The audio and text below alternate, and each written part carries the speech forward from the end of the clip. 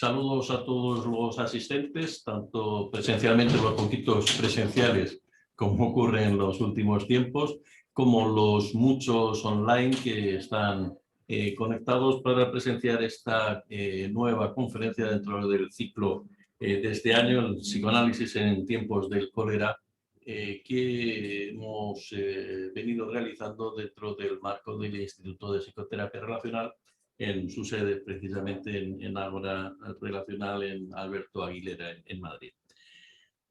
Antes, alguno que se haya conectado temprano me habrá oído agradecer con todo el cariño y con todo el sentimiento la colaboración, colaboración hoy de Catalina Munar. Catalina Munar Mut ya ha participado en algunas ocasiones, quizá no tantas como yo desearía.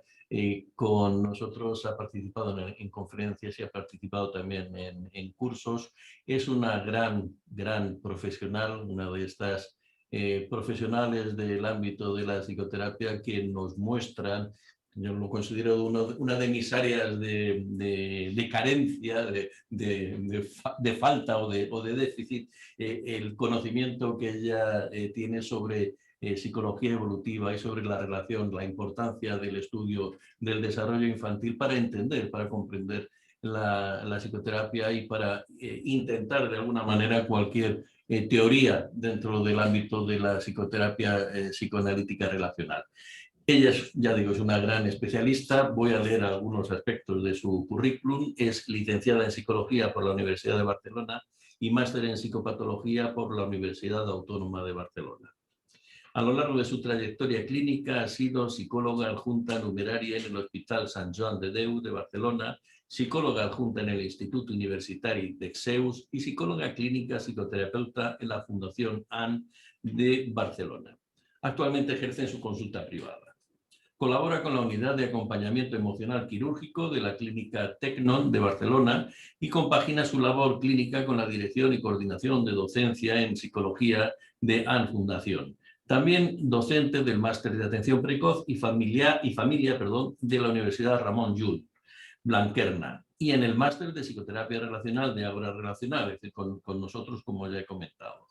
Miembro titular del Instituto de Psicoterapia Relacional, especialista en trastornos emocionales y situaciones familiares de riesgo o sufrimiento como el duelo, los conflictos familiares y otros problemas de relación.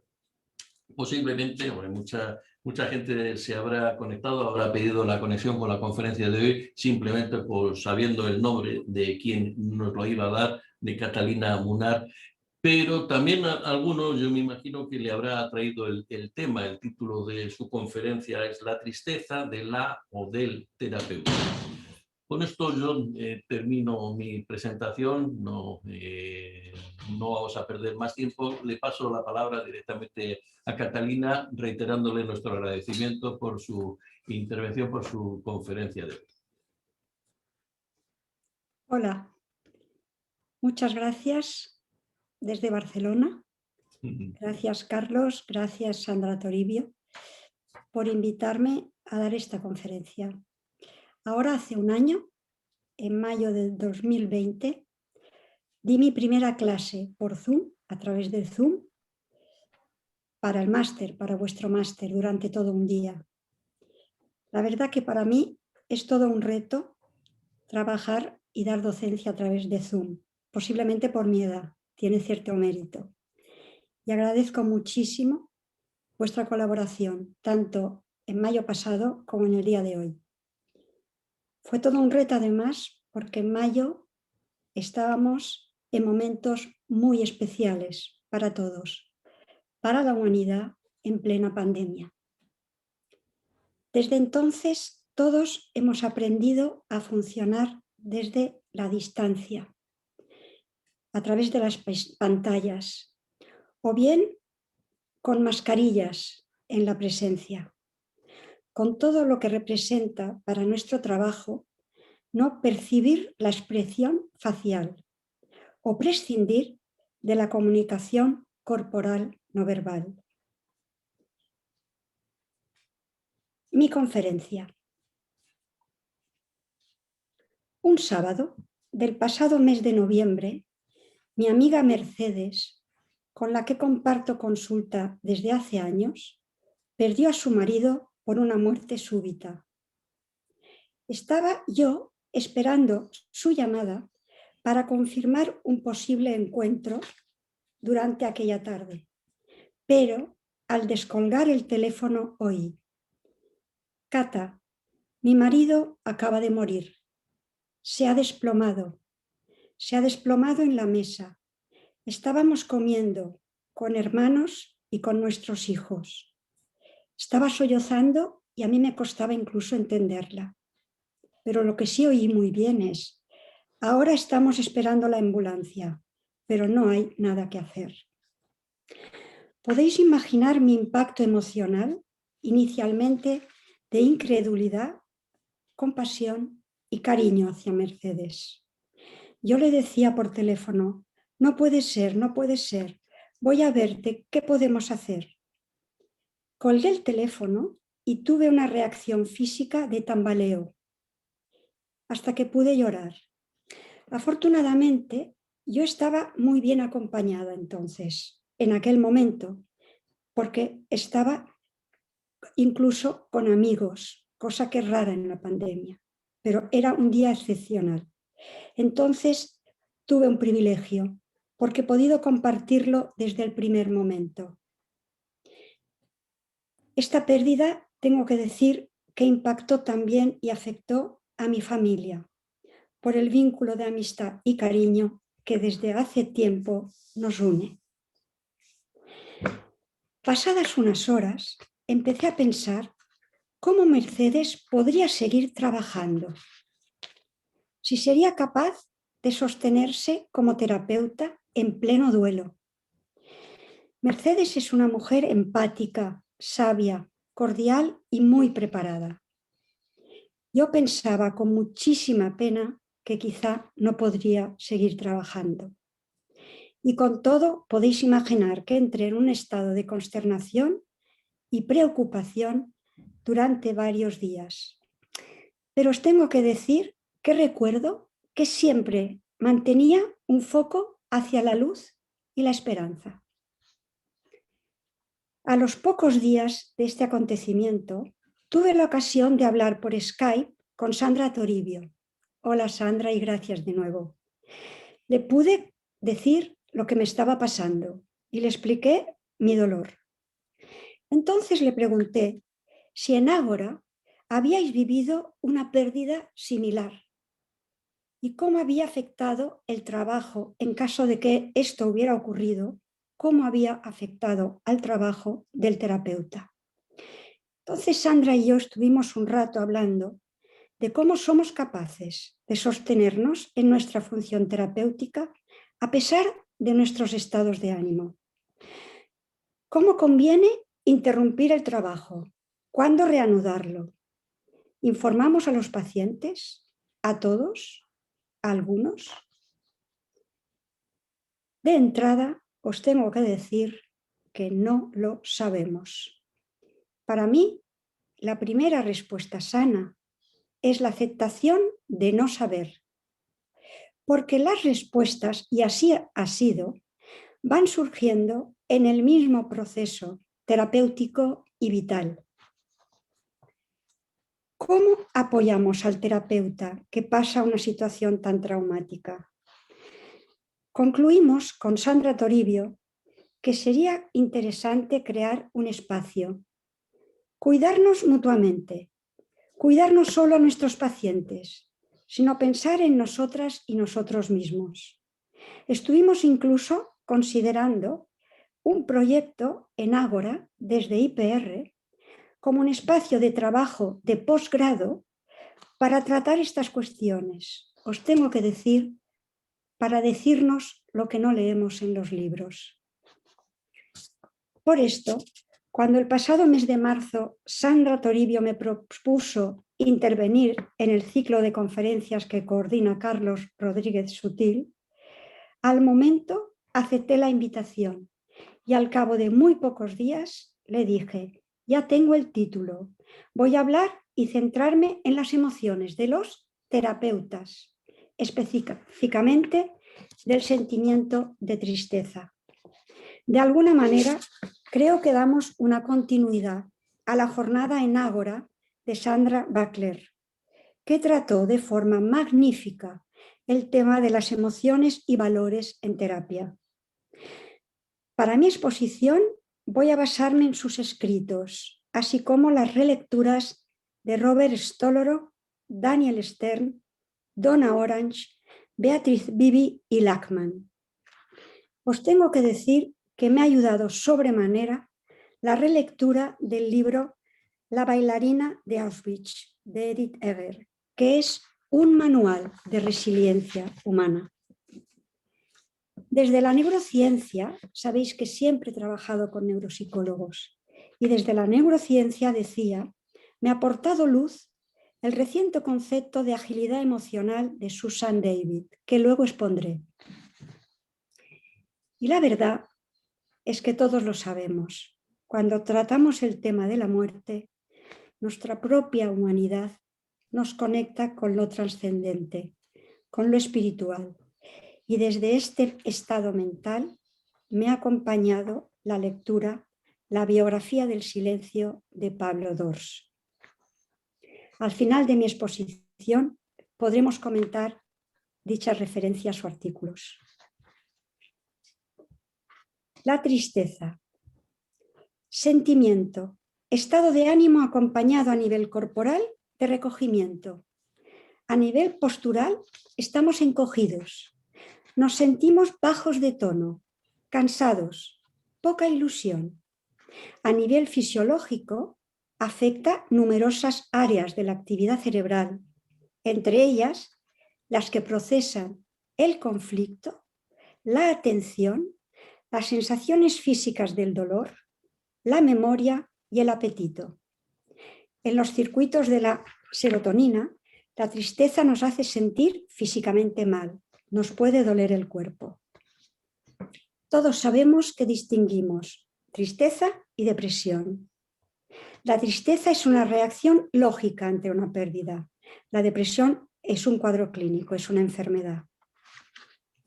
La tristeza es uno de los elementos de la depresión y muestra un patrón especial en cada persona, según el carácter, temperamento y patrón de respuesta. Además, podemos estar momentáneamente tristes porque evocamos un recuerdo, por un olor, por una canción, cuando contamos algo, cuando escuchamos un relato o por memoria sensorial preconsciente. Y gracias a la autorregulación y regulación interactiva tan bien descritos por Bibi y Lachman, los seres humanos somos capaces de forma involuntaria de revertir y modificar el estado de ánimo. Y en este sentido, sabemos que aunque la tristeza puede invadirnos momentáneamente, podemos compaginarla con estados de bienestar, incluso de alegría. ¿Qué nos ocurre cuando nos encontramos con lo inesperado, lo impensable, con el sentimiento devastador de impotencia? ¿Qué nos ocurre cuando perdemos como Mercedes un ser querido, vínculo principal, compañero de vida?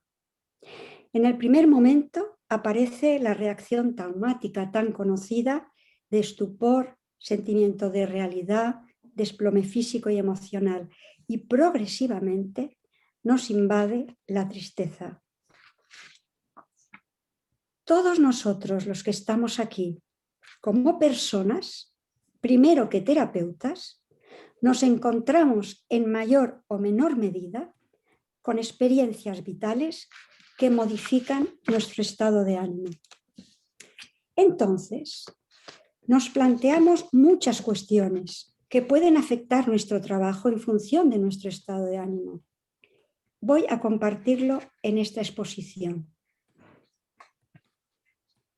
Stolorow, en un relato autobiográfico, refiere cómo se sintió la primera vez que acudió a un congreso después de perder a su esposa para presentar el libro Contextos del Ser en 1992. Lo dice así y voy a leerlo textualmente. Dice Stolorow: tomé una copia del libro y miré alrededor entusiasmado, buscando a mi difunta esposa Daphne, que estaría tan contenta de verlo. Pasé el resto del congreso recordando y haciendo el duelo, consumido por sentimientos de tristeza. Estaba con colegas, con buenos amigos. No obstante, me parecían seres extraños y ajenos. En realidad, yo parecía un extraño, alguien que no era de este mundo. Y los demás parecían tan vitales. Se abre un abismo experiencial que separa a la persona traumatizada de otros seres humanos.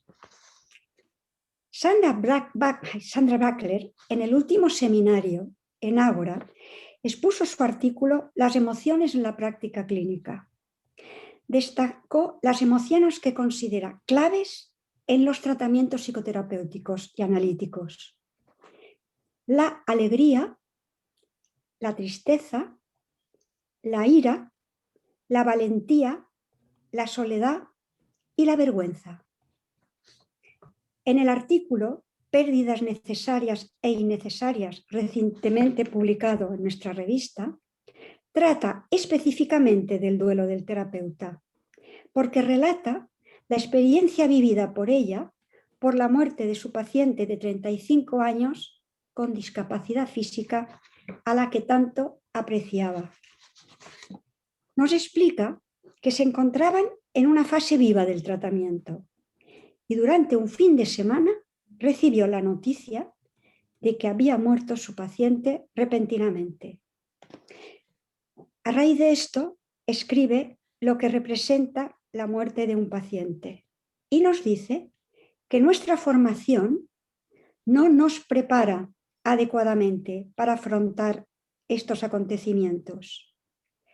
Y nos comenta que ella, a diferencia de los familiares y amigos de su paciente, no tenía nadie con quien compartir la pena. Incluso yendo al funeral se sintió extraña y concluye, lo considero muy importante: el duelo del analista acontece en absoluta soledad. En nuestra cultura analítica hay unos mandatos que nos coartan el proceso natural del duelo. ¿Cuál es entonces el camino? El camino es analizar cómo nos han afectado, aceptarlo, comentarlo, o de lo contrario, establecemos un embotamiento por acumulación que nos puede llevar al agotamiento o a un cierto malestar con nuestra profesión. Aceptar nuestra respuesta, tanto sea de culpa, de vergüenza o de insuficiencia. Dice Sandra Bacler que los terapeutas pensamos que cada vez que suena el timbre después de una hora de tratamiento, tenemos la impresión de continuar y parece que nos reponemos. Pero dice, un paciente no reemplaza al otro, un ser humano no reemplaza al otro. Considera que no tenemos rituales institucionalizados para ayudarnos y piensa, como nosotros ahora decíamos, que necesitamos espacios para compartir nuestros duelos o nuestros acontecimientos vitales que tengan que ver con cómo puede impactar en terapia. Y que los que hacemos, dice, formación y docencia, tenemos la obligación de hablar de nuestras propias experiencias de pérdida y de vida. Conecto ahora con mi experiencia de trabajo en la unidad de duelo de la Fundación ANE de Barcelona. A raíz del trabajo con padres que han perdido un hijo y una conferencia en la Jornada Internacional de ANE, en la que invitamos a Pantone y a Braselton. El título de mi conferencia era La pérdida de un hijo, la pérdida de un hijo, un duelo especial. En nuestra historia profesional y en el devenir de la Fundación ANE, hemos vivido momentos críticos para los terapeutas, de gran impacto emocional para el equipo, al afrontar en diferentes modalidades y en general de forma urgente la muerte de una niña o de un niño. Una persona muy emocionada nos comunica por teléfono, lo cual ya impacta a secretaría, que unos padres necesitan ayuda. Acaban de perder a un hijo. ¿Quién del equipo puede atenderles?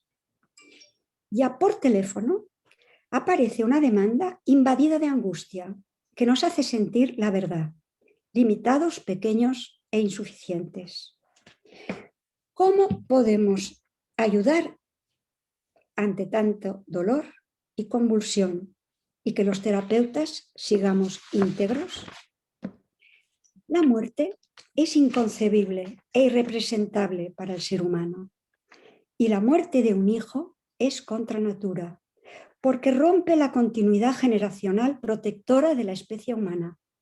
Y a nivel cultural, la muerte de un hijo es la revelación de la fragilidad de la vida y de nuestra máxima limitación.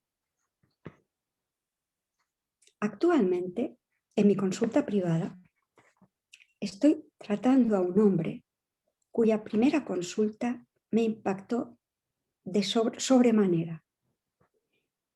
En un trágico accidente, en una excursión familiar en la que él en el último momento no pudo estar presente, murió su hija de 8 años de una forma muy trágica. Llegó a mi consulta desmontado. Yo lo vi consumido. A veces lloraba, pero sobre todo lo que más me decía es que no me lo puedo creer. Estallaba en una rabia tremenda y me decía, pero dime cómo pudo pasar. Dime cómo es posible que no estuviera allí. ¿Cómo afectará esto a mis otros hijos? Mi mujer está muy mal. ¿Veis cómo ya en un primer momento aparecen todos los sentimientos agolpados? Todo está condensado. Hay un alto nivel de desregulación emocional. Por lo tanto, yo necesitaba sentirme muy, muy regulada. Sabemos que hay que atravesarlo para acompañar. En el proceso terapéutico de reparar, restaurar, revitalizar en este sistema.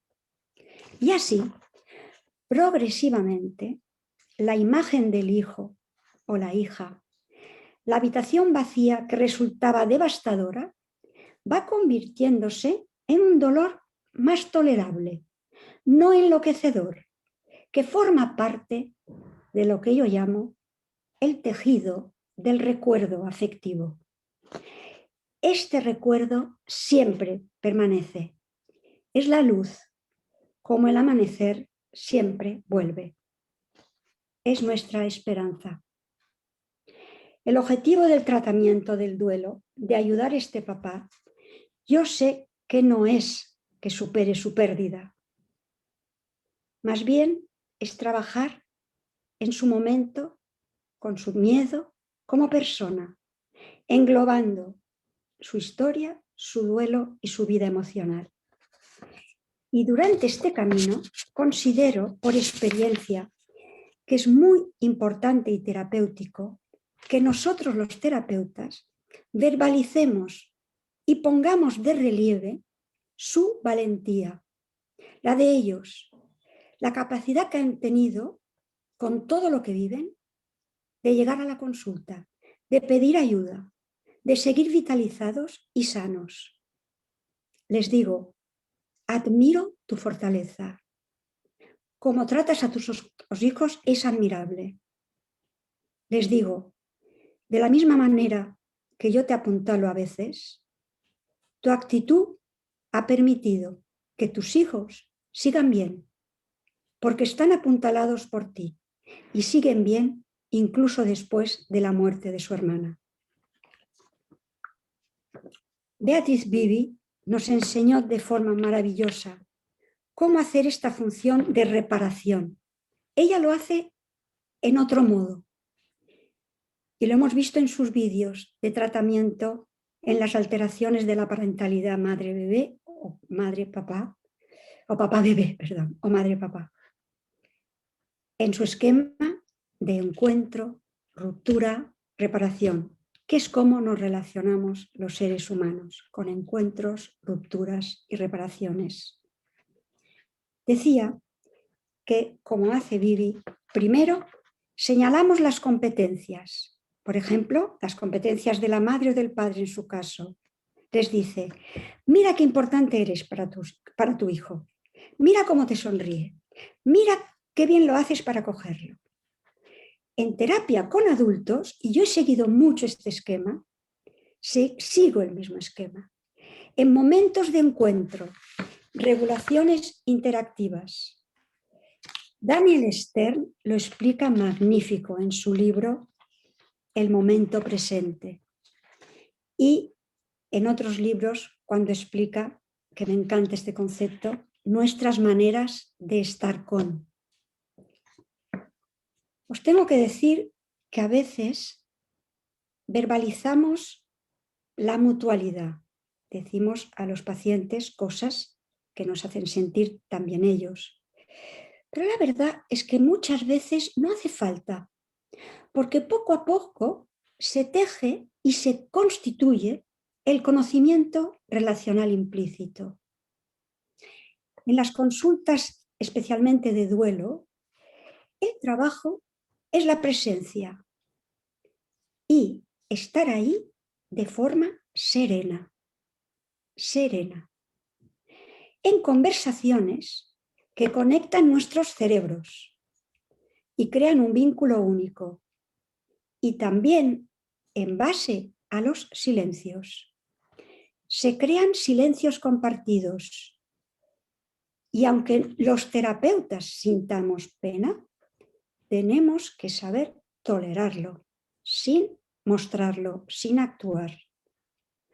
Me decía un paciente de 40 años hace poco, no sabes cómo agradezco que cuando lloro estás ahí, no quieres calmarme. ¿Sabes qué? Esto me ha permitido desmontarme y no lo había hecho nunca. Es que no puedo hacerlo en ningún lado. Es un hombre de una altísima responsabilidad que todo el mundo espera de él, que él sea el fuerte. Los pacientes necesitan nuestra firmeza. Empatía sí, pero siempre firmeza. Entonces se instala un silencio necesario, con pocas intervenciones que pretendas minimizar su dolor, con pocas palabras. Un silencio compartido que yo llamo un silencio afligido. Incluso a veces observamos en estas consultas o en estos tratamientos que nuestra postura corporal se modifica. Nuestro cuerpo se vuelve más flexible, menos rígido, propio de un cuerpo que está presente con poca intención de intervenir.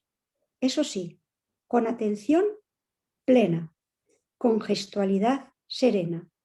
Qué diferente de nuestro cuerpo, de la respuesta de nuestro cuerpo delante de una alta crisis de ansiedad. Y hablando de cómo el terapeuta es transformado, voy a dedicar un tiempo ahora a la experiencia que ha representado el COVID en nuestro trabajo. Lo llamo la incertidumbre. ¿Qué nos ha pasado durante el confinamiento? Atendiendo a personas ingresadas, al límite, desde las UCIs, estancias en el hospital en absoluta soledad con sensaciones de ahogo. El miedo a la muerte, a enfermar, nos ha tocado a todos esta vez. Y como nunca, hemos respondido, hemos escuchado, hemos estado ahí, con nuestra presencia tranquila, contenedora, empática, reguladora, haya sido telefónica, por pantalla o como haya sido. La verdad es que hemos sentido tristeza por nosotros, por ellos, por la humanidad. El primer caso que atendí en la pandemia acababan de declarar que teníamos que confinarnos. El primer caso, decía, lo atendí telefónicamente. Era una semana en que algunos pacientes llamaban para saber cómo proceder.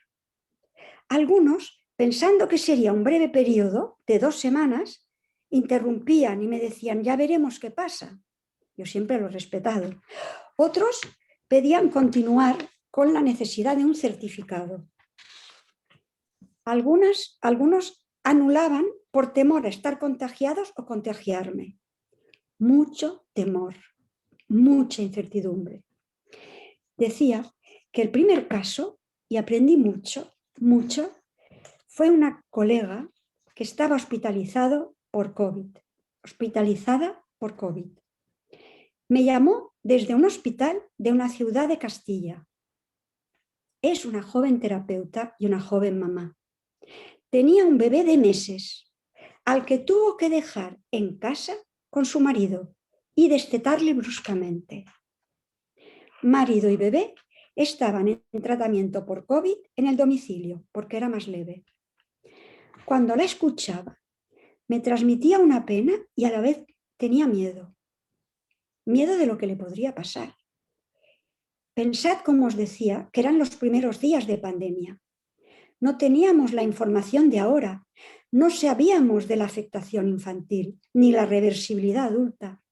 Entonces convinimos en hablar cada día, un rato, a veces largo rato, a veces corto rato. Esto yo lo había hecho ya al trabajar en situaciones de riesgo en neonatología y maternidad. Pero la verdad es que siempre lo había hecho presencial. Esta vez no nos conocíamos, era por teléfono. Y lo hicimos sin conocernos, incluidos los 2 primeros fines de semana. Y esta fue nuestra manera de estar con, que dice Daniel Stern.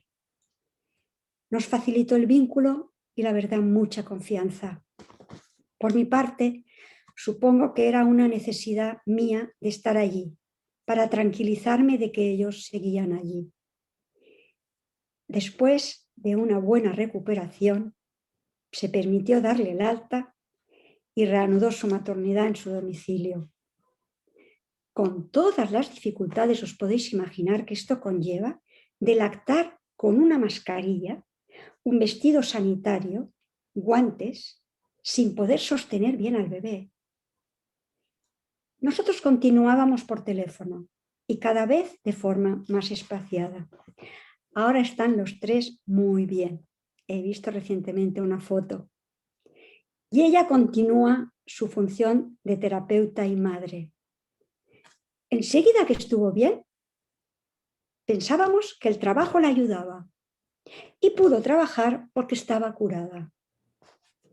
Y esta época, a la vez, en plataformas de psicología solidaria, atendíamos por teléfono a mujeres de mi edad, madres de pacientes que estaban aisladas después de varios días de UCI en un estado grave.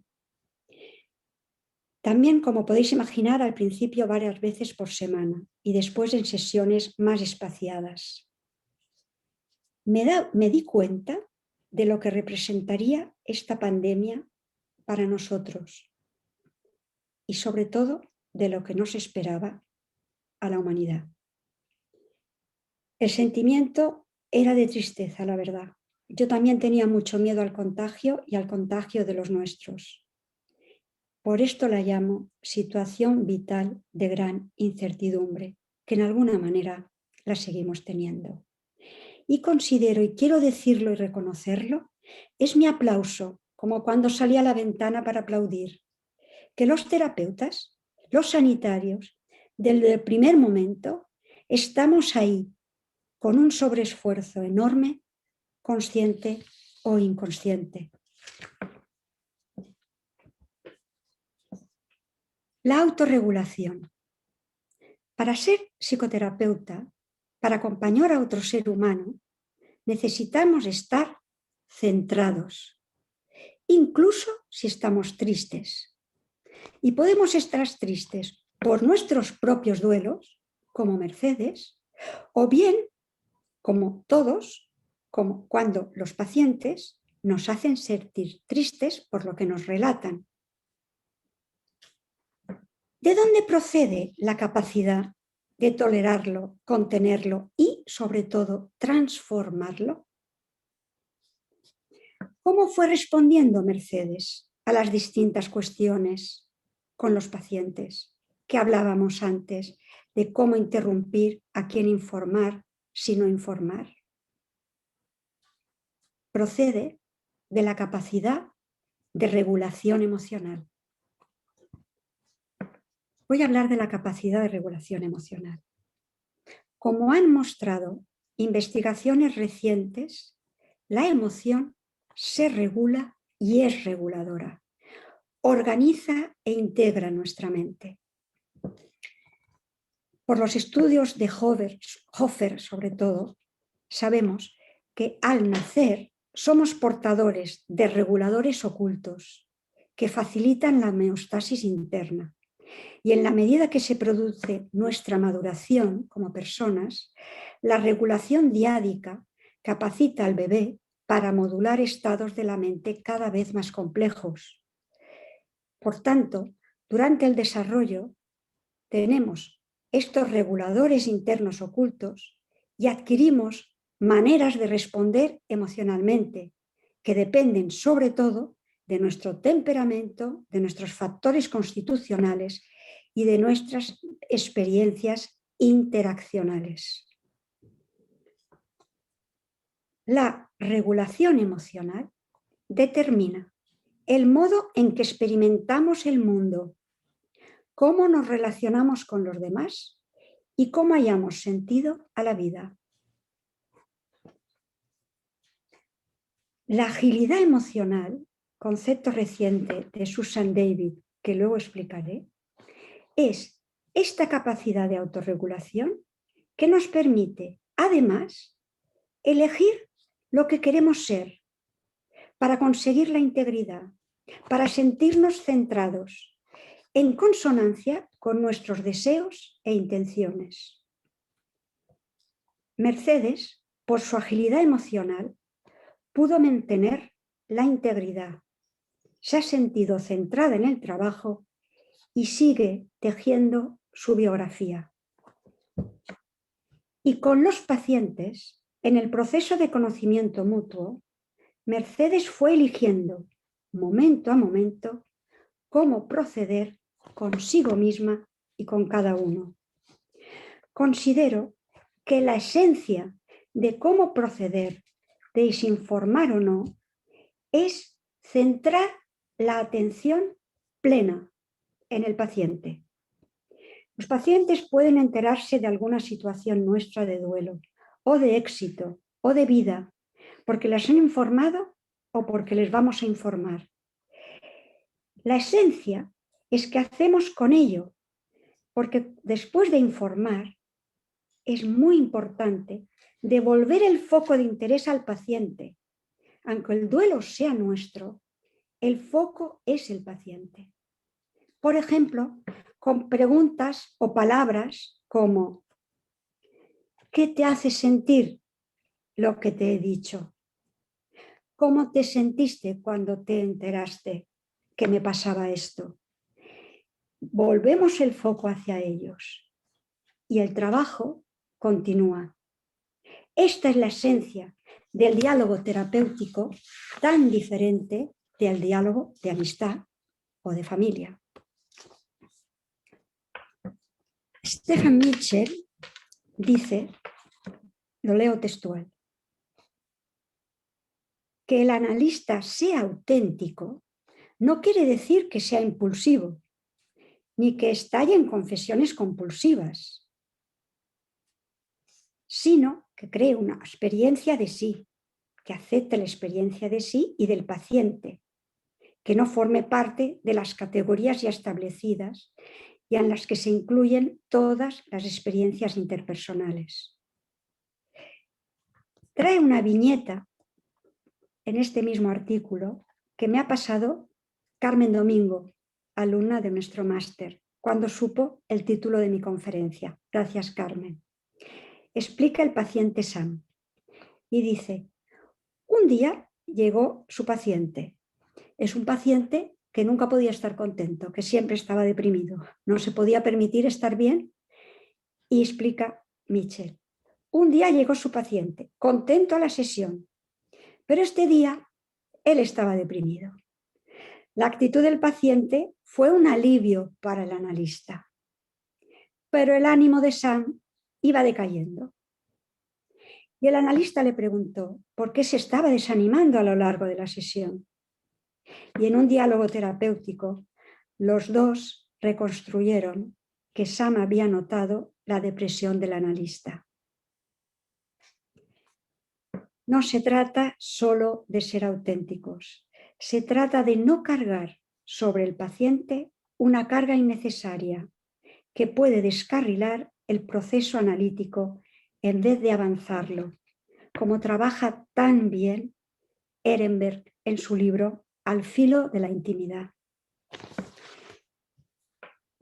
Por mi parte os diré que considero que la abstinencia, la neutralidad del analista, tan estudiada en el contexto de transferencia y contratransferencia, para mí es una actitud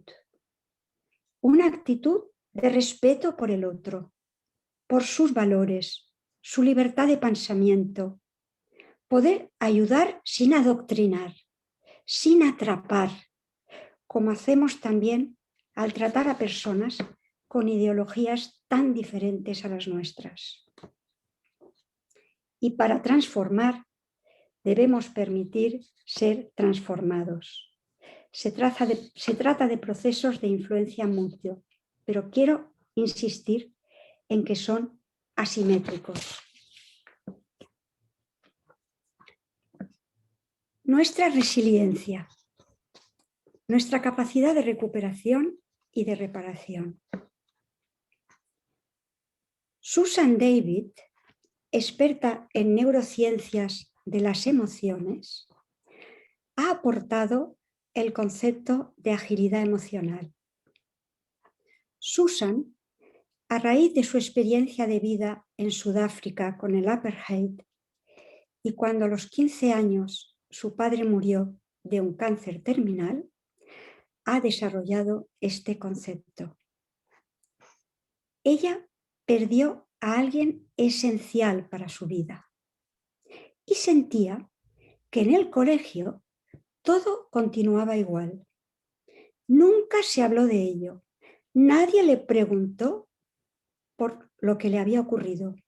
Y dice, porque además estaba en boga la importancia, pone ella, de ser positivos. Esto ocurrió mucho, la importancia de no seas negativo, sé positivo, el valor de ser positivo. Tapaba emociones. Entonces Susan recurrió a la comida, con atracones, hasta que una profesora del colegio conectó con ella, captando su dolor, y le pidió que le escribiera cada día un texto. Desde entonces, Susan le entregaba el diario y la profesora se lo devolvía y le había comentado algo. Y describe, así empezó una relación silenciosa que me ayudó a conectar con mi dolor. Me ayudó a comentar con mi dolor. Dejé el síntoma para poder sentirme triste. Lo considero magnífico. Dejé el síntoma para poder sentirme triste. Entonces estudió psicología y empezó a investigar de forma empírica cómo afecta el concepto que ella dice embotellar el trauma. Y en sus investigaciones, con grupos de personas, son investigaciones con mucha población, demuestra, sobre todo, claro, ella se salvó por la narración con su profesora y lo que ha demostrado es el efecto positivo de la narrativa y de la escritura para la salud mental y la salud. concluye que el núcleo de un proceso de cambio es conectar con la persona que queremos ser. Y dice, la integridad es la base de la salud mental, sentirnos centrados, no disociados. La agilidad emocional define nuestro nivel de intenciones, va más allá de la inteligencia emocional. Es una manera de conectar con lo que queremos ser en el mundo y poderlo desarrollar. Edgar Hoover escribió un manual de resiliencia humana, el libro que supongo que conocéis, La bailarina de Auschwitz. Ella, superviviente de un campo de concentración nazi, a los 16 años, siendo una bailarina brillante, preparada para participar en las Olimpiadas, fue arrastrada con toda su familia y pasó por diferentes campos de concentración, donde mataron a sus padres y su familia. Se quedó solo con su hermano. El libro se llama La bailarina de Auschwitz porque la salvó poder hacer un ballet delante de los que la vigilaban y que la querían matar. Es un libro muy especial y me gusta mucho cuando nos relata que estaban en el campo de concentración y su madre le dijo: no sabemos a dónde vamos, no sabemos qué nos va a pasar, pero recuerda una cosa, nadie puede quitarnos lo que ponemos en nuestra mente. Es una frase maravillosa. Y lo que más me impactó fue también su reflexión, siguiendo a Viktor Frankl, de que dice, al hombre se le puede arrebatar todo, salvo una cosa. 2 puntos. La última de las libertades humanas, la elección de la actitud personal ante el conjunto de circunstancias para decidir su propio camino. Por muy dolorosa que sea nuestra experiencia, nos queda poder decidir cómo reaccionar. Y cómo reaccionar también es poder decidir pedir ayuda. Lo incluye mucho. Ahora la autora vive en Estados Unidos. Es un referente en la terapia del trauma. Recientemente ha hecho un vídeo sobre la resiliencia en la pandemia.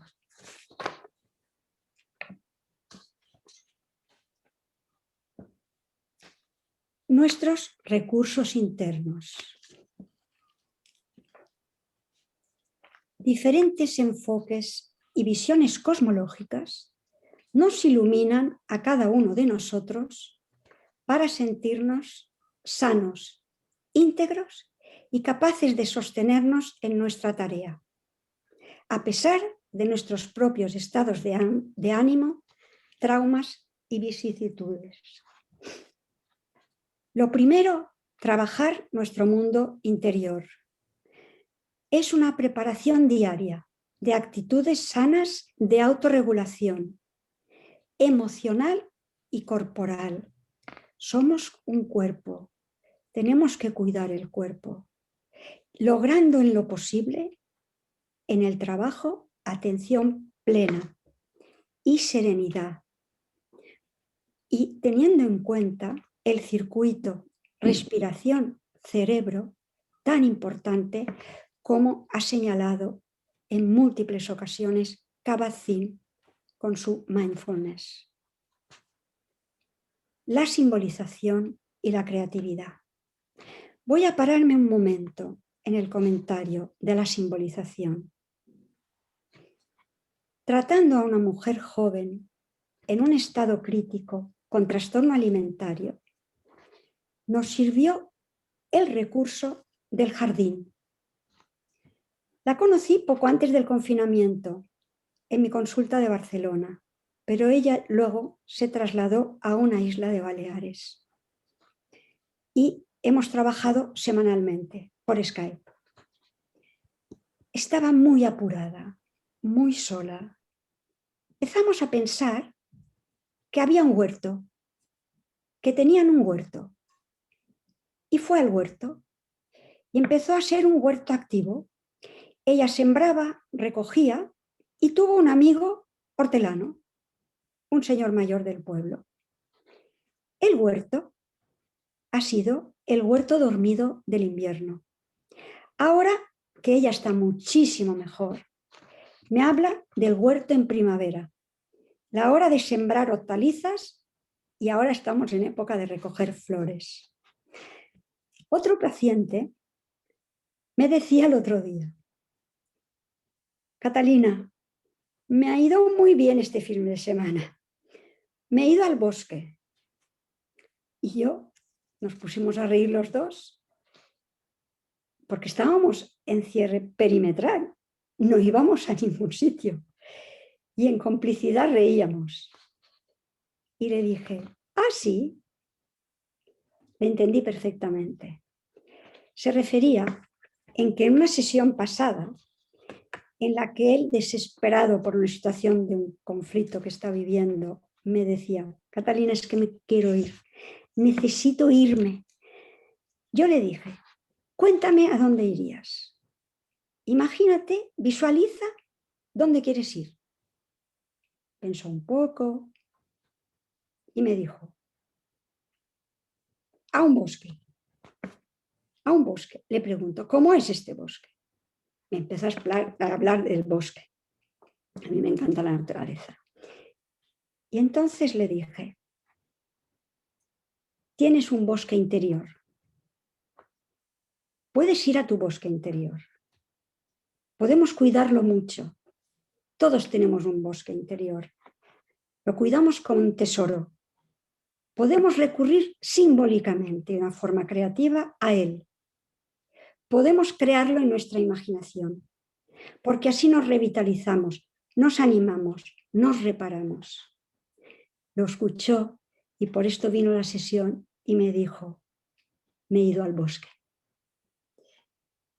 Y le pregunté cómo era su bosque interior. Y a raíz de aquí, la verdad es que cambia mucho el tono de las sesiones.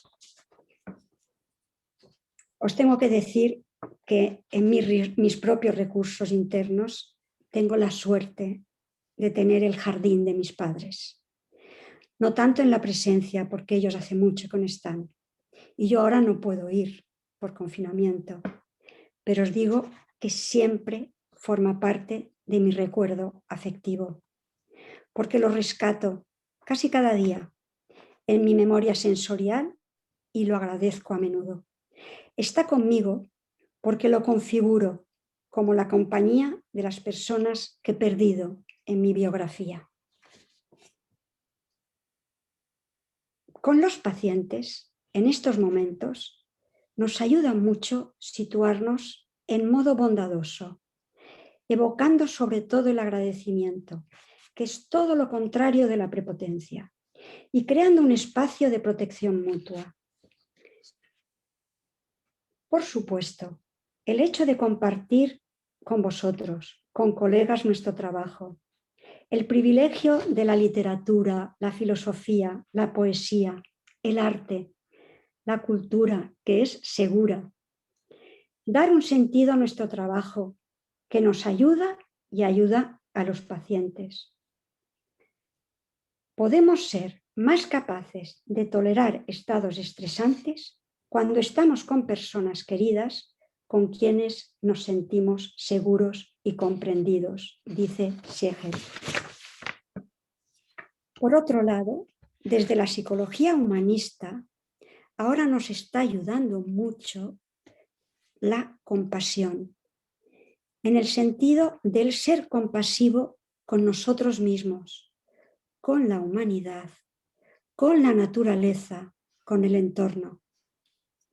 Y finalmente, cuando habla de muerte, quiero mencionar la trascendencia, la espiritualidad, que ha sido buscada por el ser humano desde todas las civilizaciones y culturas, por la que cada uno damos un sentido a la existencia según nuestra visión cosmológica, cristiana, zen, la que sea.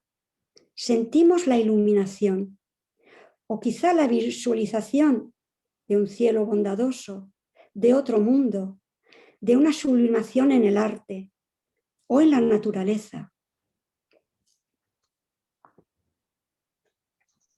Claro que Mercedes ha seguido trabajando, mejor que nunca si cabe.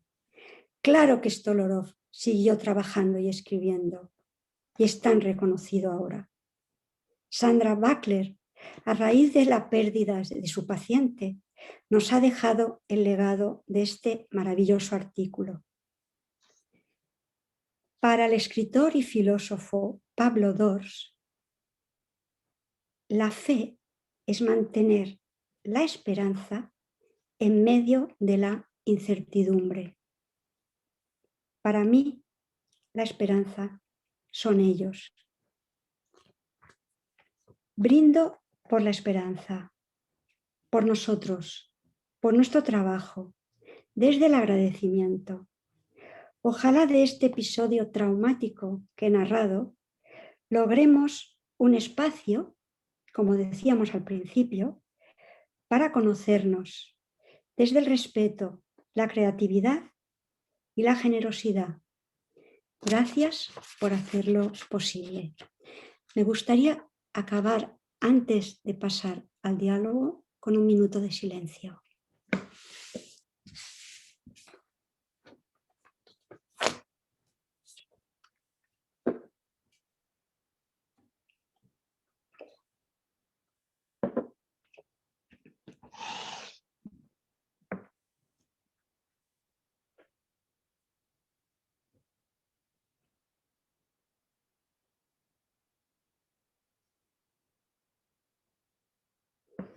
Gracias, Carlos. Si quieres tomar la palabra. Muchas gracias, Cata. Ha sido impresionante. Me he quedado un poquito parado. No sé por dónde tirar. De hecho, el empezar a hablar me parece que es un poquito una intromisión. En ese silencio en el que hemos estado, en el que nos han rondado esas bellas palabras que has introducido desde el principio, pero con las que has rematado de manera magnífica tu intervención.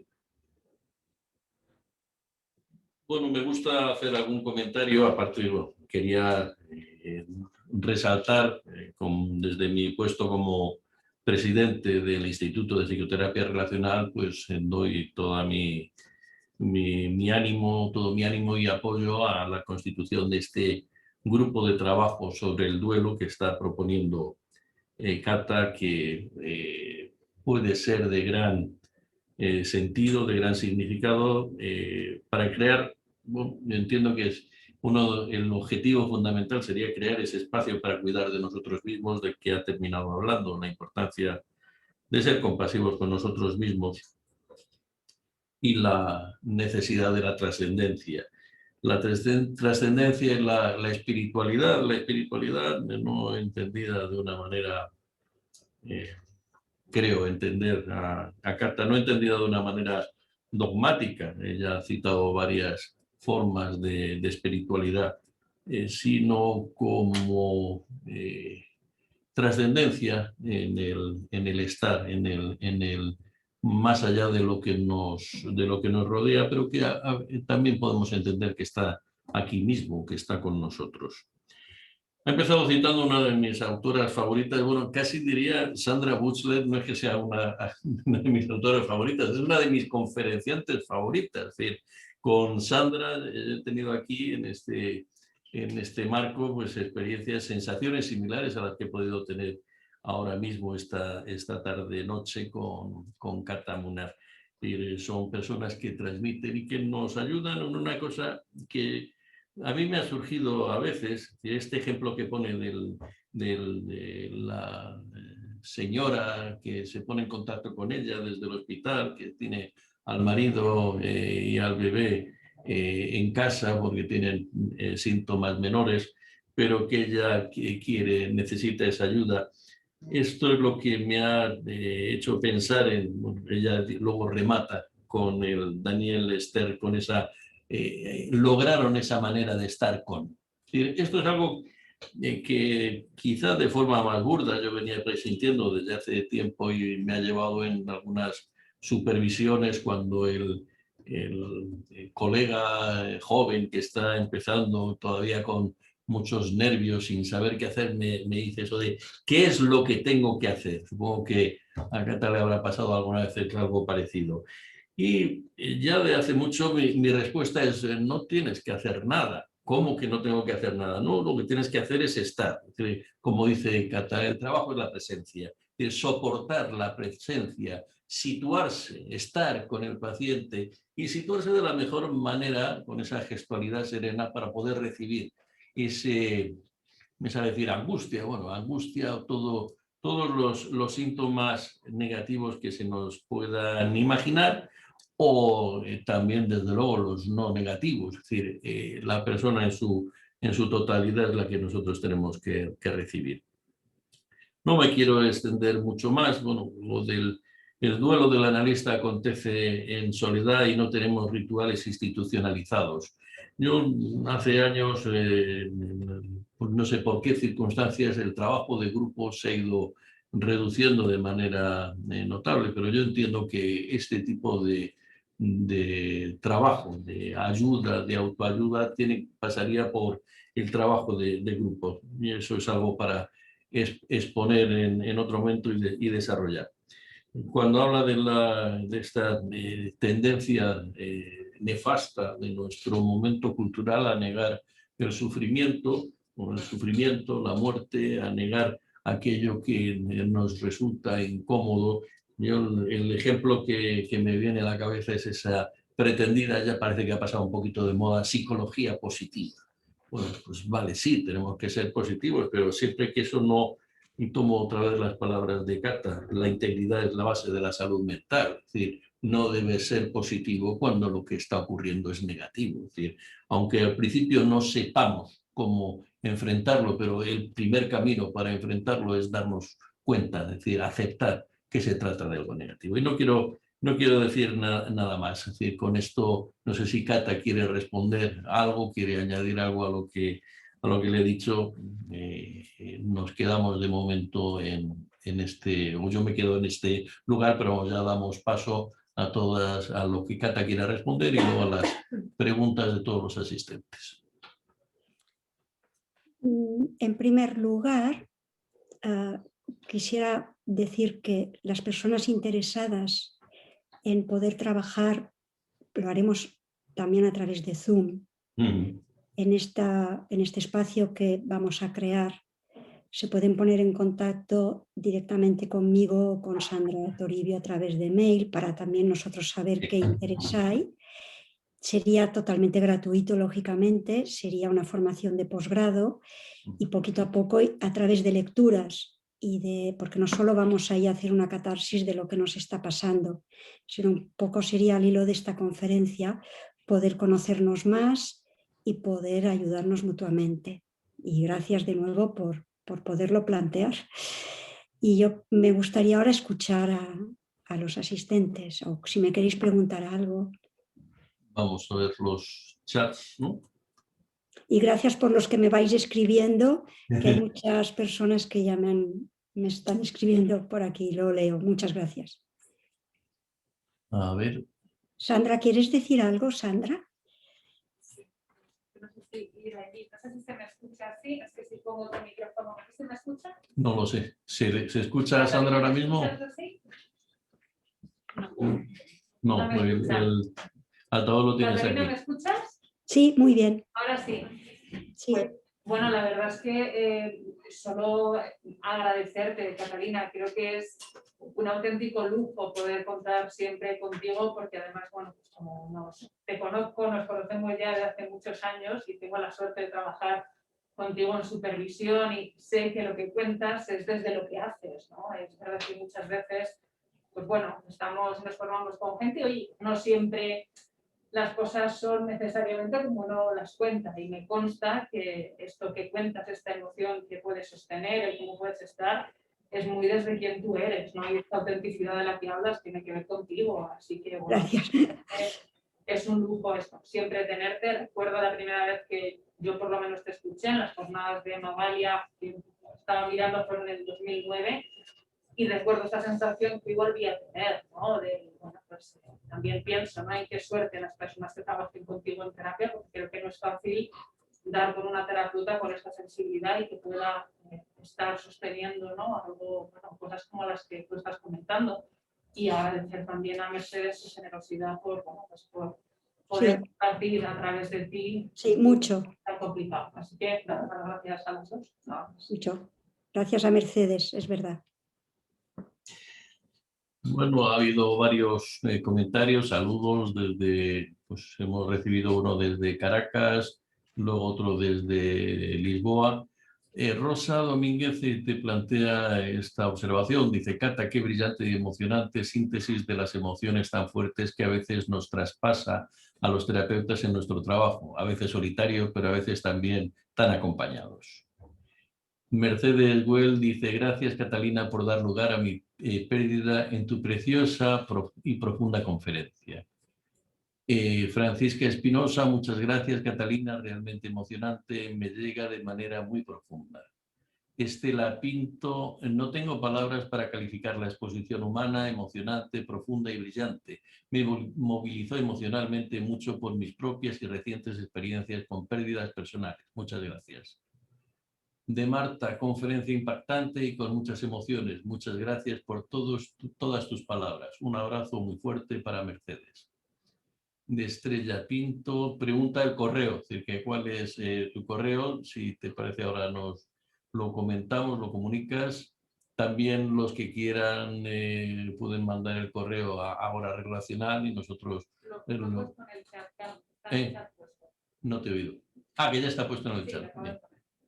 Profundamente humano, dice Amelia Rodríguez de Morcillo, profundamente humano y no menos profundamente profesional. Beatriz Miranda: muchas gracias, Catalina, un placer escucharte, gracias por conectarnos a todos y conectarnos con nosotros mismos. Un abrazo. El aviso de Ahora Relacional, aquí tenéis nuestro correo gformacion@psicoterapia-relacional.com. A ver qué... Carlos, me gustaría también algunas intervenciones o preguntas, aparte de los agradecimientos que... Todavía no he llegado a ninguno que sea una pregunta concreta. Es decir, Vale. dice María Levantini: gracias, Cata, muchas gracias, profundas palabras y ayuda a centrarnos desde Argentina. Y bueno, animo a los presentes. Sí, a los presentes también. En las dos vertientes, que puedan hacer la pregunta que consideren oportuna.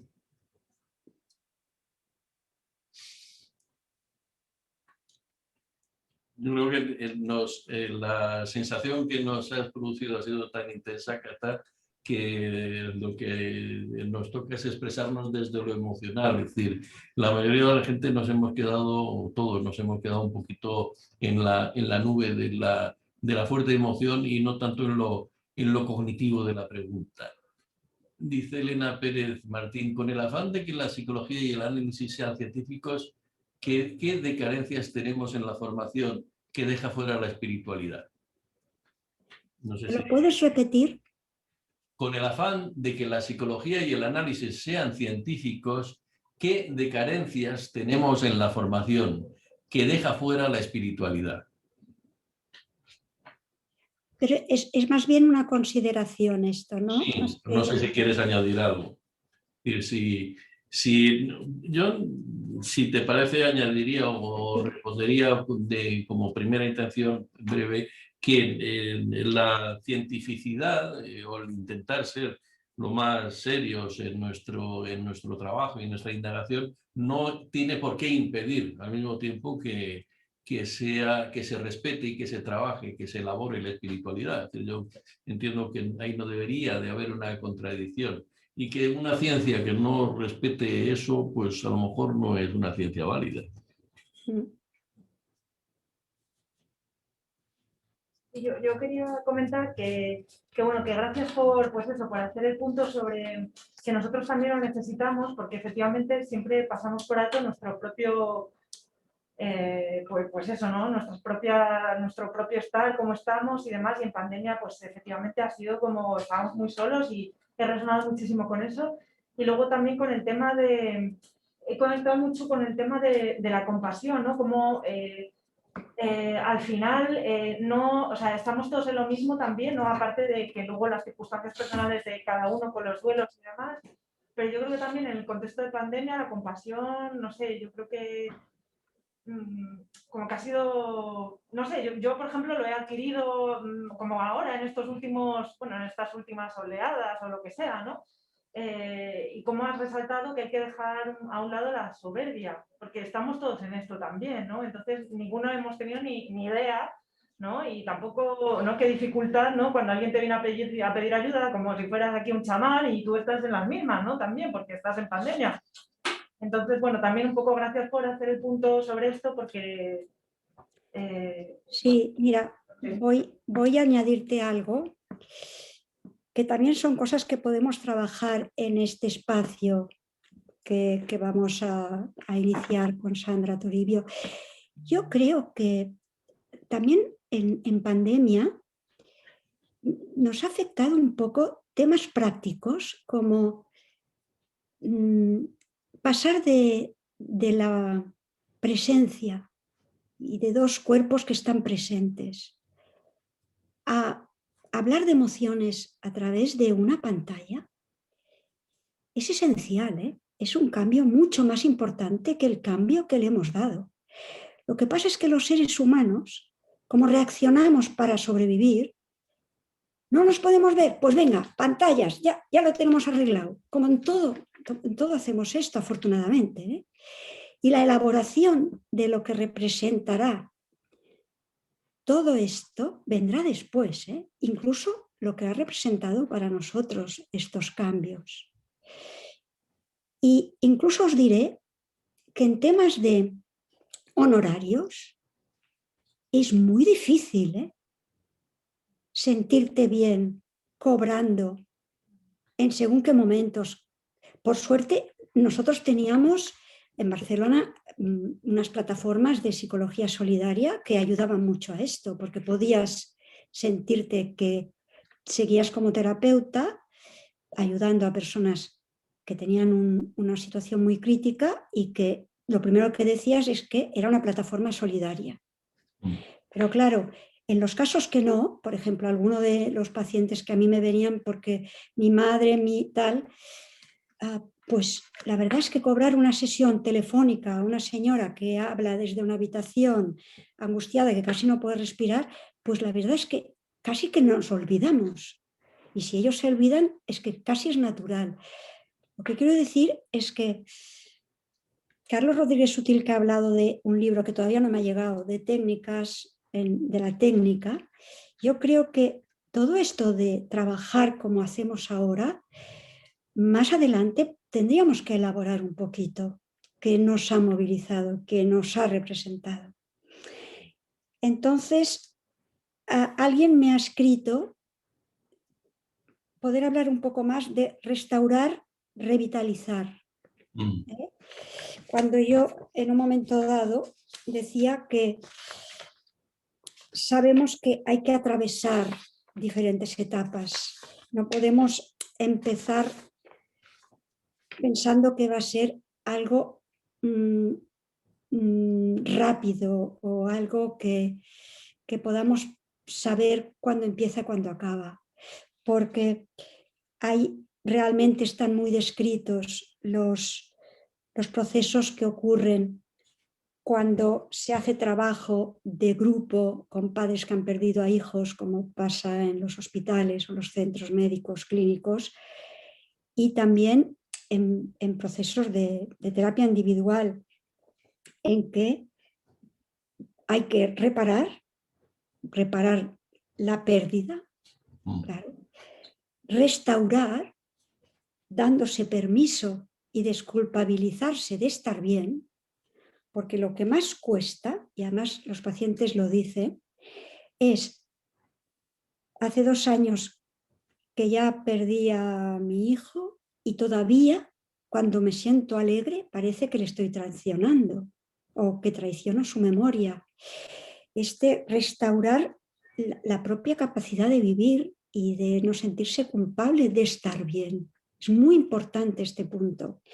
Y luego revitalizar en el sentido de que si me doy permiso de estar bien y me siento mejor, pongo medidas que vienen de mí misma y del entorno para seguir una biografía sana.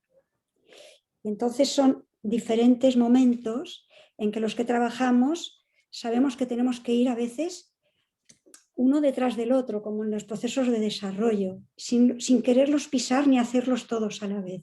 A esto me refería. He visto que hay una pregunta ¿puede ser? De Nervi, de Mario Nervi Mario. y hacer una pregunta, pero luego no la he visto.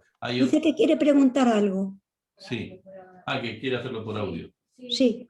Pues que a ver si lo puedo hacer.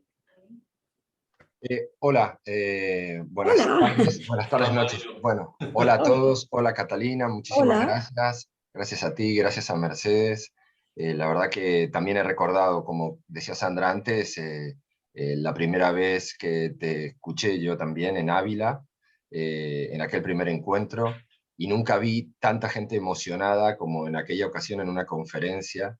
Y hoy creo que nos has vuelto a emocionar a todos, ¿no? Que también habla un poco de la necesidad de este espacio que propones.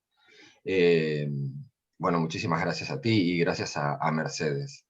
Y la pregunta es un poco una pregunta que siempre intento hacer, que también se la hice a Sandra Wechler, y es personas con la experiencia que tú tienes, que has pasado por distintas formas de trabajar, que ha ido evolucionando la posición, el lugar del terapeuta, ¿no? A nivel teórico, pero también como se va forjando uno como terapeuta. Y te quería preguntar si acaso, desde una perspectiva relacional, trabajar desde un marco relacional, como lo entendemos, desde esa actitud, si consideras que hay una mayor vulnerabilidad, una mayor exposición por parte del terapeuta, si eso, igual dicho de una forma un poco dramática, si crees que eso implica un mayor riesgo para los terapeutas y un mayor problema para su salud, por la exposición, o por el contrario consideras que es algo que protege, no sé. Por ahí va un poco mi inquietud. Muchas gracias y gracias por el espacio. Qué buena pregunta.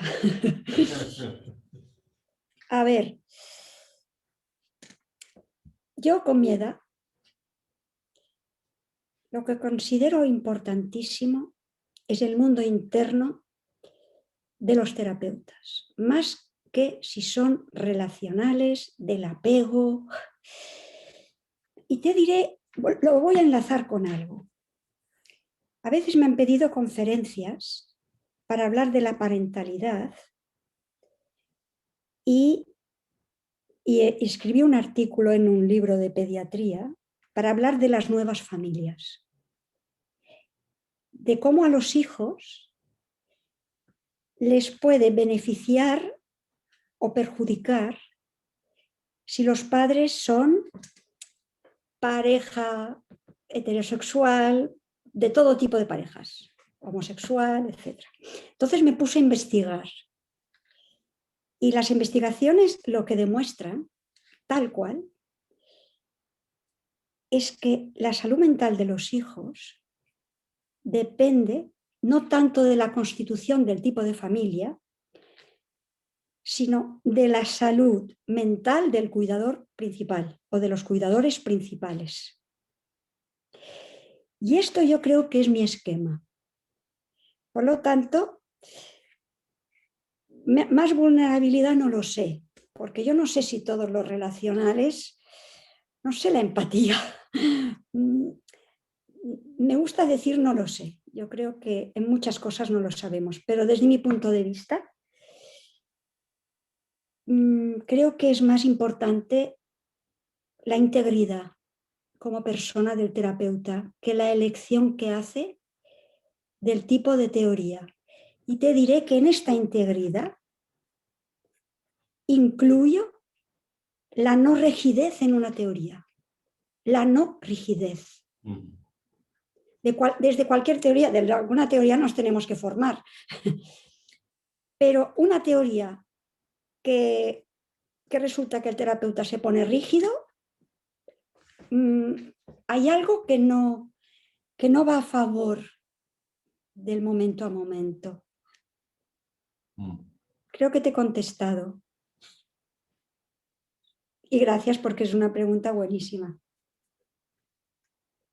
Ignacio Blasco hace una pregunta que yo diría complementaria con la anterior. Dice, pienso y te pregunto, ¿en qué medida la pandemia ha revolucionado el encuadre por la cercanía a distancia de la psicoterapia bajo un mismo trauma social? Y el modelo, yo creo que cuando dice modelo 3.0 se refiere al nuevo modelo de atención o a lo que vamos elaborando continuamente.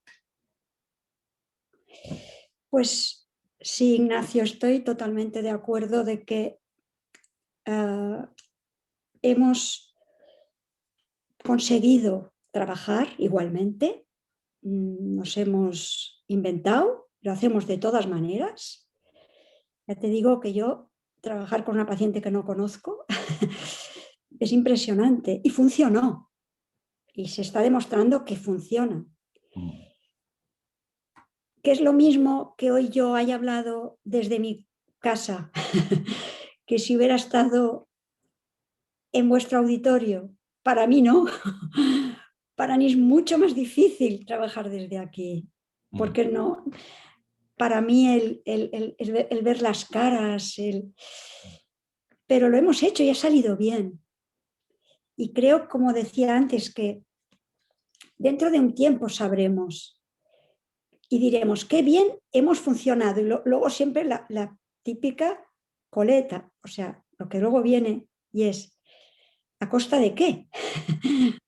O hemos dejado algo en ello, o solamente ha sido para mejorar. De momento todo es para mejorar, porque hoy hay muchísima gente, porque es por Zoom, no cabríamos en un aula. O sea, de momento todo es para mejorar. Lo que pasa es que creo que primero, como yo decía yo, es aceptar las cosas como son. Y aceptando las cosas como son, nunca será lo mismo trabajar en presencia, en nuestro trabajo, que trabajar sin la presencia de los dos. Los movimientos corporales que hacemos todos, los gestos. ¿Sabéis qué me ayuda mucho a mí a veces? Cuando entran los pacientes, ¿dónde se sientan? Porque algunos, lejísimo, otros pegados, otros en medio. Entonces, esto ya dice mucho. Y sobre todo, cómo van cambiando de sitio. Que a veces viene un señor muy tieso y se pone en un sofá allí en la consulta mía y al cabo de unas semanas me dice, ¿me puedo sentar aquí? Ahora no, porque ahora vamos con mascarilla todos, pero y con una distancia reglamentaria por protocolo del Colegio de Psicólogos. Y algunos me han dicho, desde la pandemia yo ya no me puedo sentar donde quiero, qué lejos te veo. Todo esto sí que para mí es importantísimo. Y luego vamos a procesarlo, a ver cómo nos ha afectado y cómo nos va a afectar.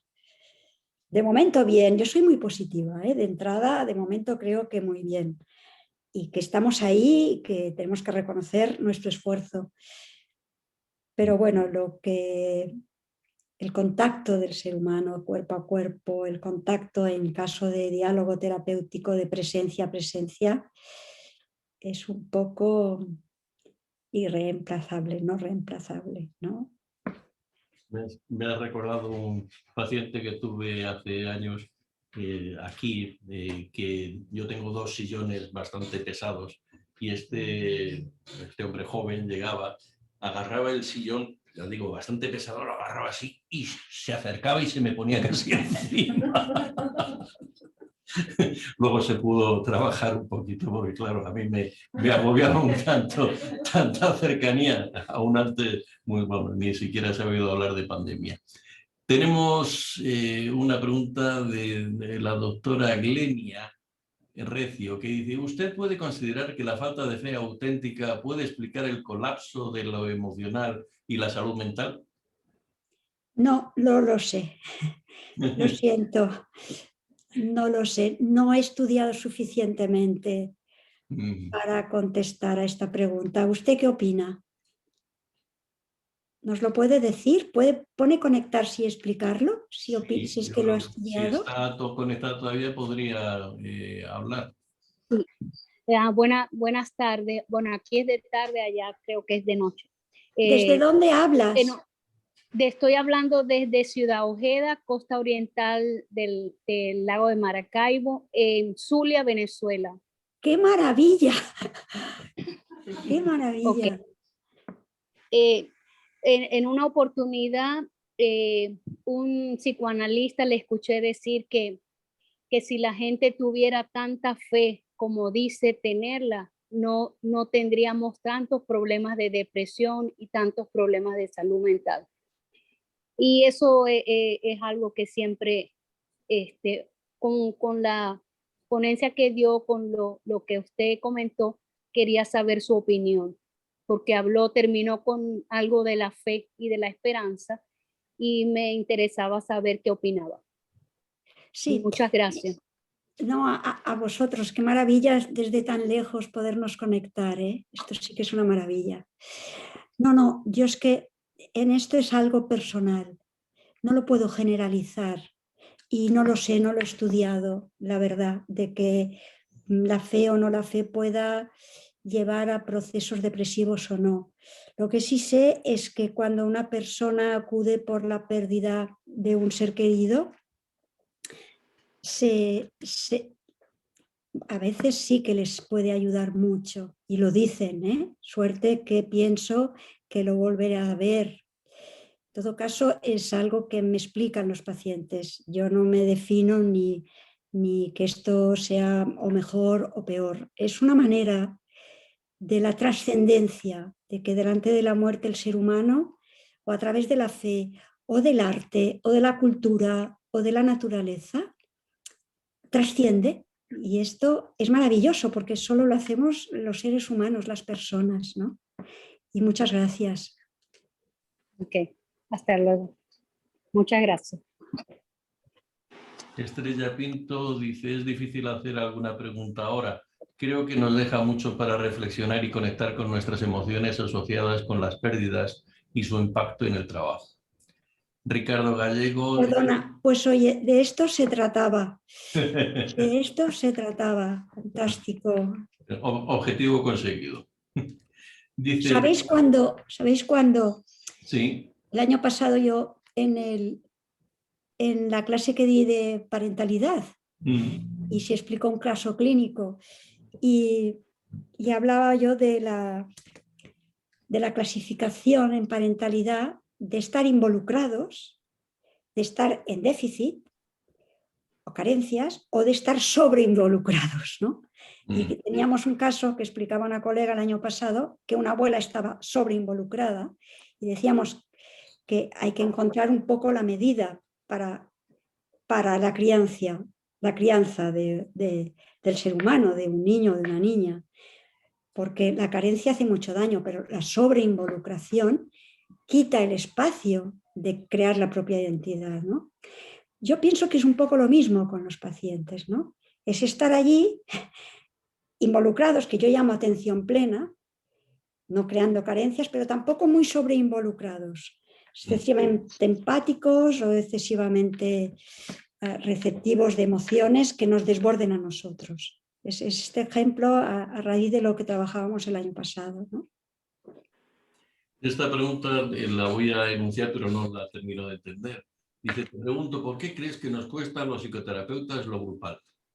Bueno, Sí, yo lo entiendo muy bien. Ah, sí, pues entonces sí. Estupendo. Sí, nos cuesta lo grupal.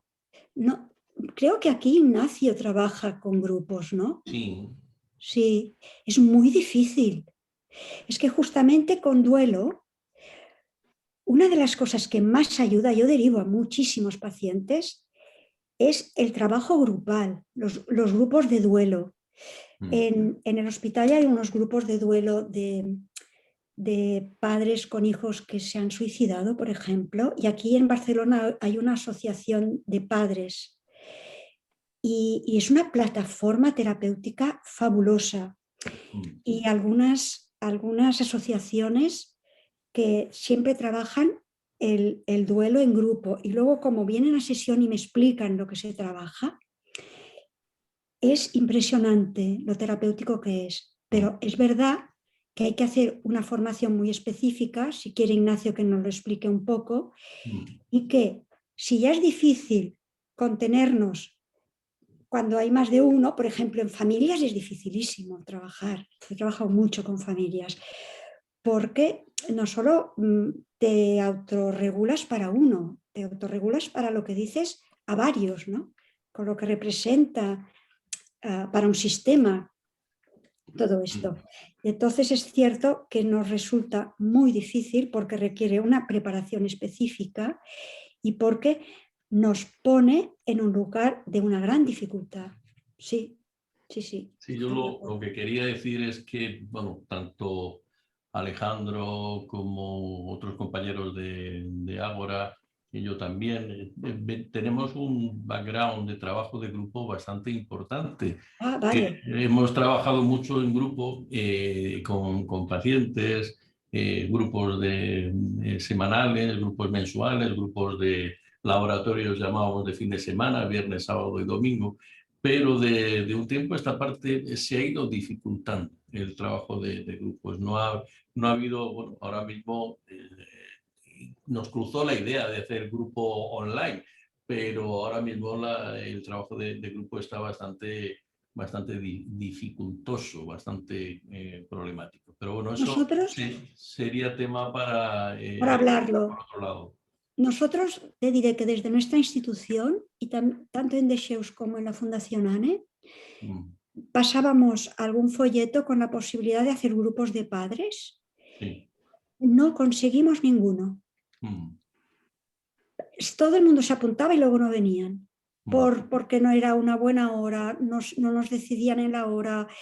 Y luego yo les preguntaba a veces, ¿por qué no os apuntáis? Y hay un sentimiento de vergüenza a veces de las propias personas y hay que entenderlo para trabajar en grupo, hasta que luego pueden experienciarlo y les va muy bien. Pero hay una cierta resistencia. A todos nos pasaría, ¿eh? Tengo experiencia también en institución pública de trabajar con grupos de padres, escuela de padres, Sí. grupos de padres ayudando a crecer, era un programa que desarrollábamos y lo sorprendente de esto es que normalmente lo que hacíamos era grupos de madres, es decir, lo que era los papás no solían llegar y cuando llegaban, es decir, en cualquier caso el conjunto de los que llegaban solía ser la gente que menos ayuda necesitaba para saber, para entender cómo estar con sus hijos y educarlos. Es decir, era gente bastante tratable y que sabía estar en el mundo y en la relación familiar. Se producía esa paradoja. Sí, sí, sí.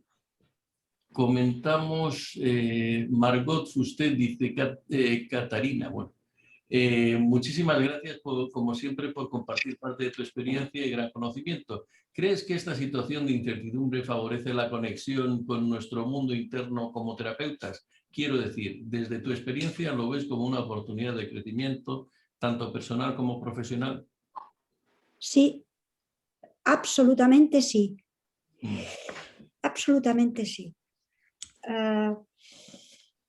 Los momentos de incertidumbre, los momentos difíciles, en general, primero, sacamos lo mejor de nosotros mismos. O a veces sacamos cuando podemos. Luego hay otro rasgo que es que estamos más solidarios, como representa la palabra solidario. Solidario quiere decir centrado y adherido a la vez. Es bonita la palabra solidario, estamos más solidarios. y a la vez hay más silencios, no hay tanto ruido, tanto poner toda la aportación de las endorfinas en salir, en pasarlo bien, en hacer, sino en estar. Hemos tenido que recurrir al estar más con nosotros mismos, estar más con los nuestros. Incluso se dice estar más en casa, ¿no? De aquí el bosque interior, ¿no? Que yo le decía a mi paciente, este bosque interior que es un tesoro. Margot, gracias por estar aquí, por haber venido y por esta pregunta. Me gusta muchísimo. Mario añade un comentario y dice, maravillosa conferencia, maravilloso momento. Gracias, Catalina. Gracias, Mercedes, y gracias al Instituto por hacer estos momentos posibles hoy y durante toda la cuarentena. Sí. Gracias por mantenernos conectados. Está claro que es fundamental. Para mí lo ha sido y lo es. Muchísimas gracias. Carmen Guillamón dice, creo que las pérdidas que los terapeutas vamos teniendo a lo largo de nuestras vidas nos transforman y transforman nuestra forma de estar con nuestros pacientes. ¿Le parece? Sí, absolutamente sí, desde luego. Y si los podemos transformar en sabiduría, en estar más atentos, en ser más sensibles, si los podemos transformar, es una protección, es un valor. Y para esto hay que pedir ayuda.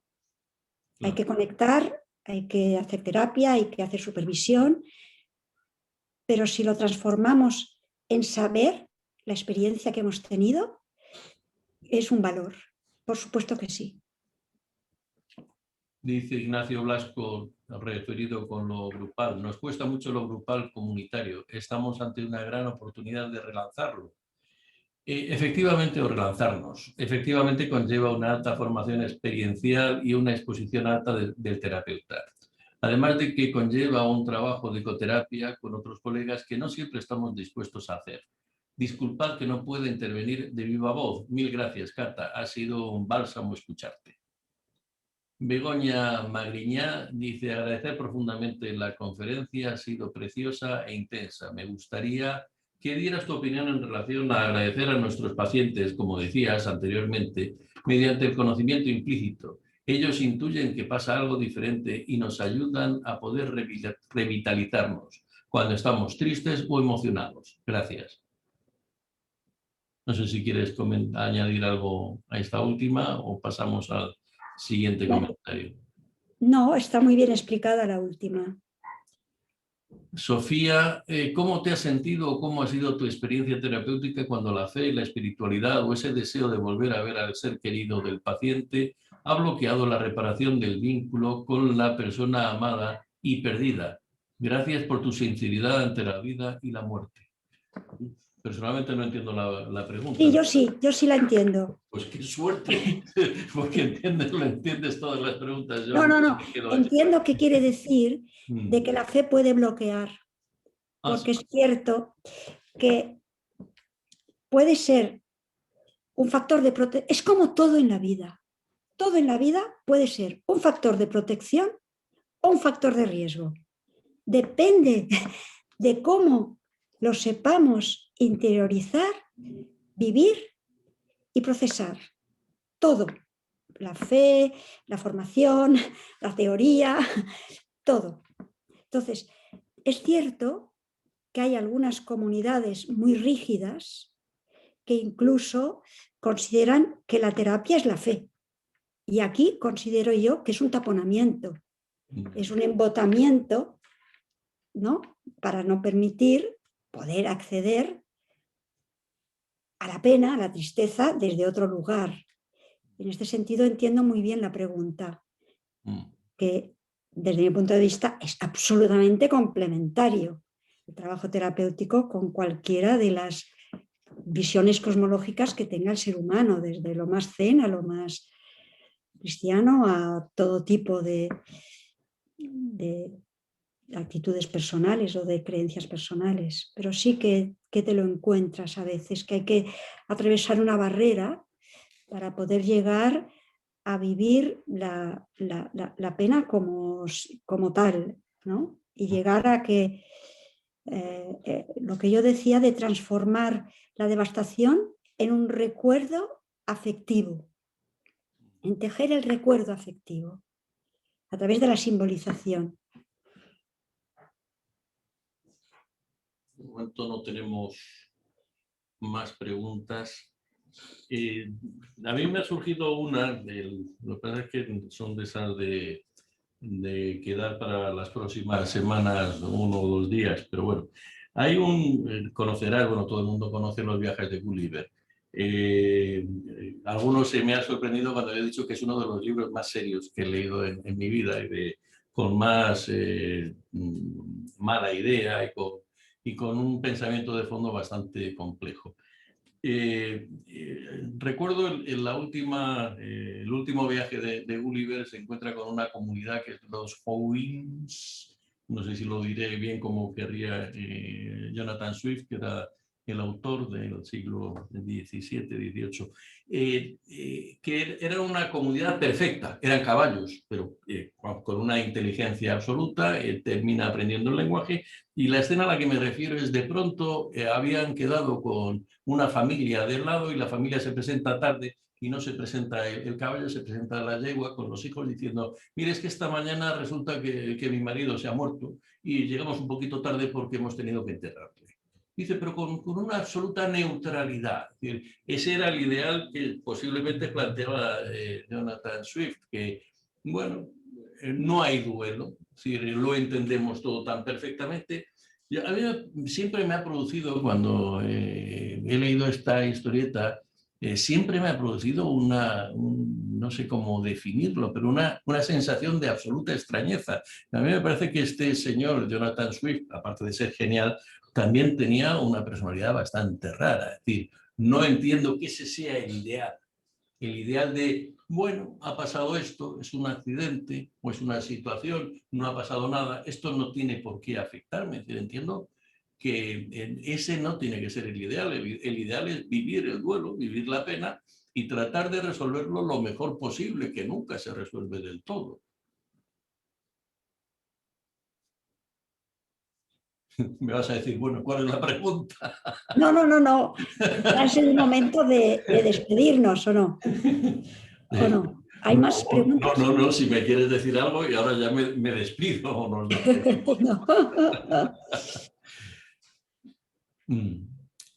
Catalina, francamente, muchas gracias por tu intervención, ha sido maravillosa. Es decir, yo no sé si digo que ha sido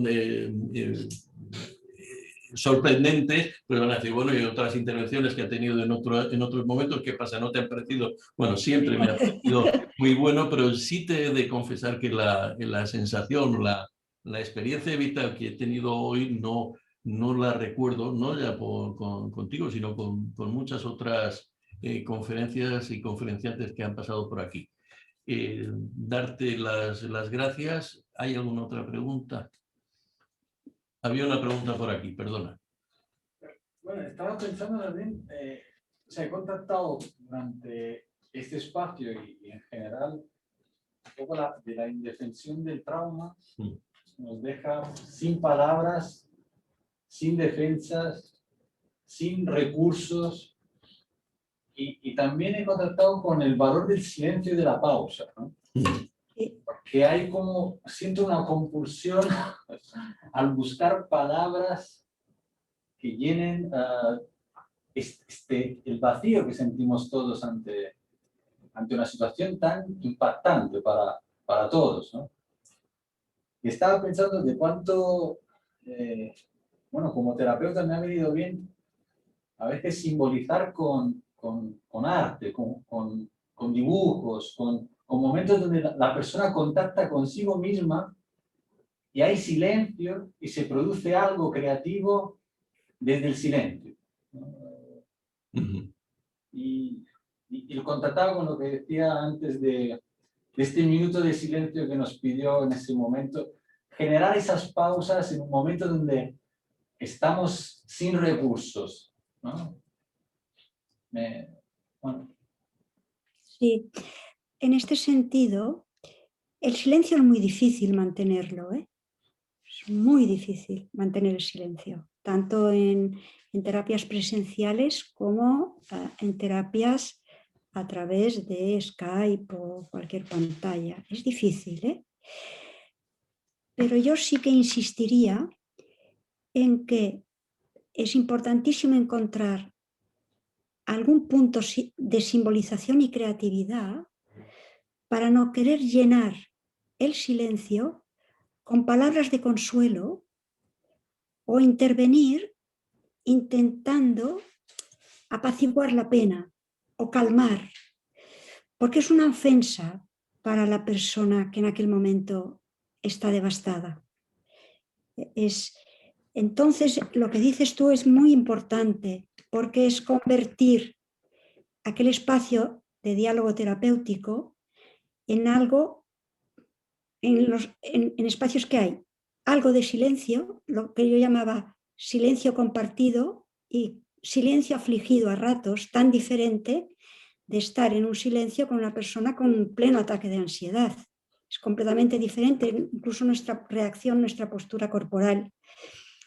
Y en estos casos, más vale mantener un silencio o visualizar temas como el bosque interior o visualizar temas que van a través del arte, de la simbolización, que querer llenar con palabras lo que se llama calmar al otro o porque el otro puede vivirlo como que no lo entendemos.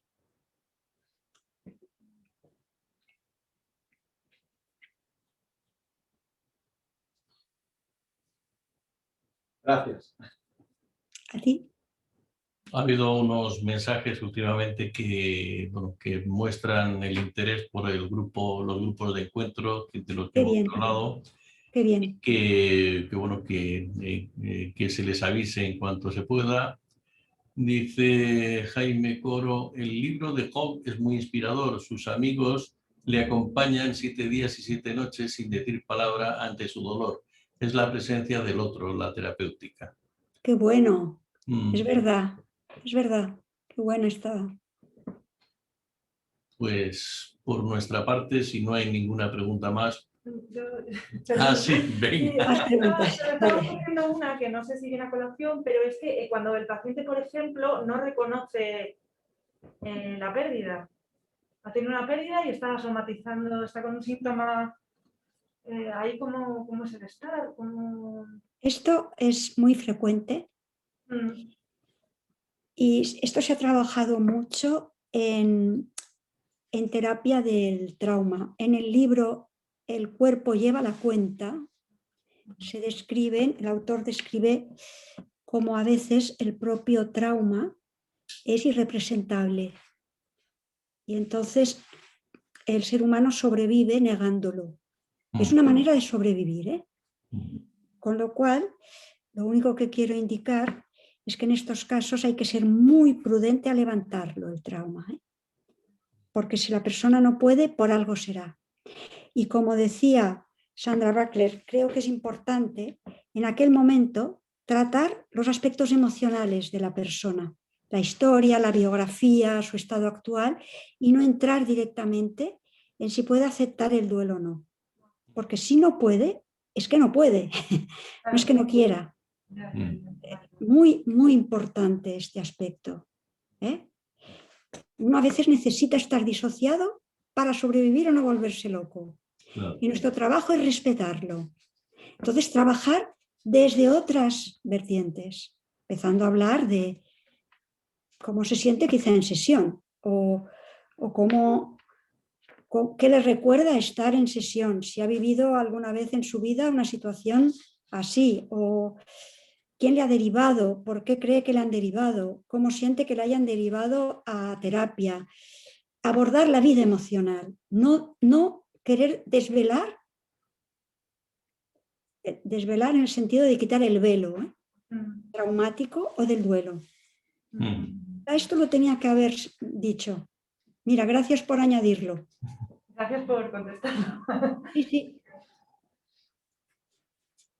Decía Bromberg que la disociación es lo que hacemos para poder soportar lo que no podemos soportar.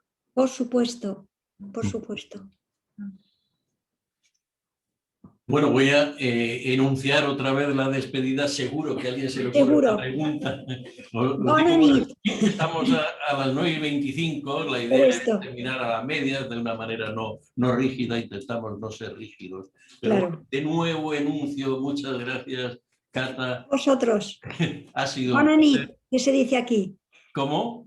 Bona nit. Bona nit. Y Bona nit. un aplauso.